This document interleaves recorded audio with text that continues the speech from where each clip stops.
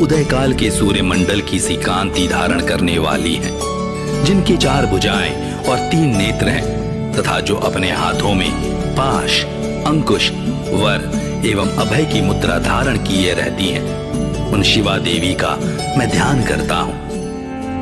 ऋषि कहते हैं, राजन, इस प्रकार मैंने तुमसे देवी के उत्तम महात्म्य का वर्णन किया, जो इस जगत को धारण करती है। उन देवी का ऐसा ही प्रभाव है, वे ही विद्या उत्पन्न करती हैं। भगवान विष्णु की माया स्वरूपा उन भगवती के द्वारा ही तुम, ये वैश्य तथा अन्यान्य विवेकी जन मोहित होते हैं, मोहित हुए हैं तथा आगे भी मोहित होंगे। महाराज, तुम उन्हीं परमेश्वरी की शरण में जाओ। आराधना करने पर वे ही मनुष्यों को भोग, स्वर्ग तथा मोक्ष प्रदान करती हैं। मार्कंडेय जी कहते हैं, क्रौष्टुकी जी, मेधा मुनि के ये वचन सुनकर राजा सुरथ ने उत्तम व्रत का पालन करने वाले उन महाभाग महर्षि को प्रणाम किया। वे अत्यंत ममता और राज्य अपहरण से बहुत खिन्न हो चुके थे। महामुनि, इसलिए विरक्त होकर वे राजा तथा वैश्य तत्काल तपस्या को चले गए और वे जगदम्बा के दर्शन के लिए नदी के तट पर रहकर तपस्या करने लगे। वे वैश्य उत्तम देवी सूक्त का जप करते हुए तपस्या में प्रवृत्त हुए। वे दोनों नदी के तट पर देवी की मिट्टी की मूर्ति बनाकर पुष्प, धूप और हवन आदि के द्वारा उनकी आराधना करने लगे। नमो देव्यै महादेव्यै शिवायै सततं नमः। नमः प्रकृत्यै भद्रायै नियताः प्रणताः स्मताम्। नमो देव्यै महादेव्यै शिवायै सततं नमः। नमः प्रकृत्यै भद्रायै नियताः प्रणताः स्मताम्। नमो देव्यै महादेव्यै शिवायै सततं नमः। नमः प्रकृत्यै भद्रायै नियताः प्रणताः स्मताम्। उन्होंने पहले तो आहार को धीरे धीरे कम किया, फिर बिल्कुल निराहार रहकर देवी में ही मन लगाए एकाग्रता पूर्वक उनका चिंतन आरंभ किया। वे दोनों अपने शरीर के रक्त से प्रोक्षित बलि देते हुए लगातार 3 वर्ष तक संयम पूर्वक आराधना करते रहे। नमो देव्यै महादेव्यै शिवायै सततं नमः। नमः प्रकृत्यै भद्रायै नियताः प्रणताः स्मताम्। नमो देव्यै महादेव्यै शिवायै सततं नमः। नमः प्रकृत्यै भद्रायै नियताः प्रणताः स्मताम्। नमो देव्यै महादेव्यै शिवायै सततं नमः। नमः प्रकृत्यै भद्रायै नियताः प्रणताः स्मताम्। नमो देव्यै महादेव्यै शिवायै सततं नमः।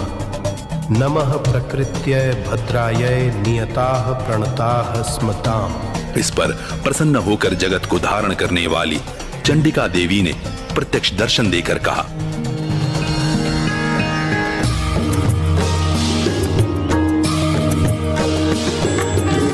दुर्गति शमनी दुर्गा पत्ति निवारिणी, दुर्गमच्छेदिनी दुर्ग साधिनी दुर्ग नाशिनी, दुर्गतोद्धारिणी दुर्ग निहंत्री दुर्ग मापहा, दुर्गम ध्यानदा दुर्ग दैत्य लोक दवानला।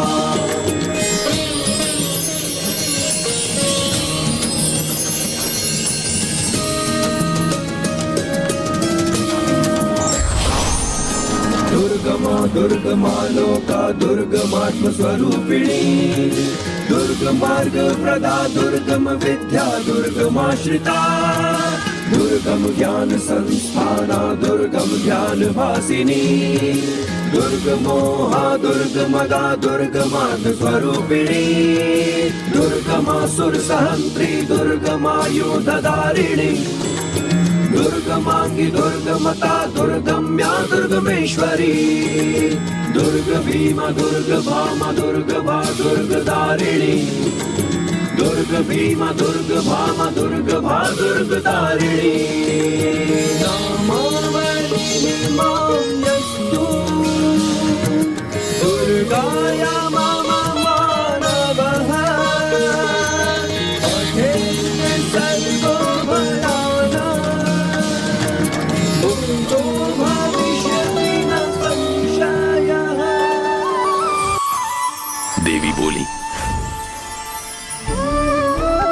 राजन तथा अपने कुल को आनंदित करने वाले वैश्य, तुम लोग जिस वस्तु की अभिलाषा रखते हो वह मुझसे मांगो, मैं संतुष्ट हूँ, अतः तुम्हें वह सब कुछ दूंगी।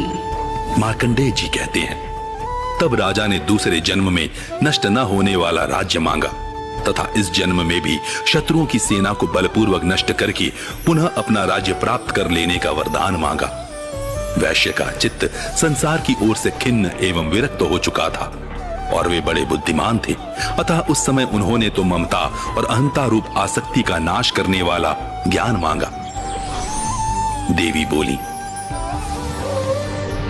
राजन, तुम थोड़े ही दिनों में शत्रुओं को मारकर अपना राज्य प्राप्त कर लोगे।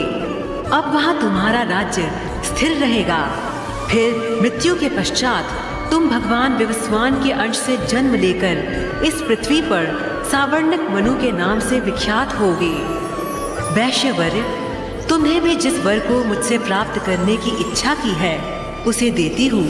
तुम्हें मोक्ष के लिए ज्ञान प्राप्त होगा। मार्कंडेय जी कहते हैं,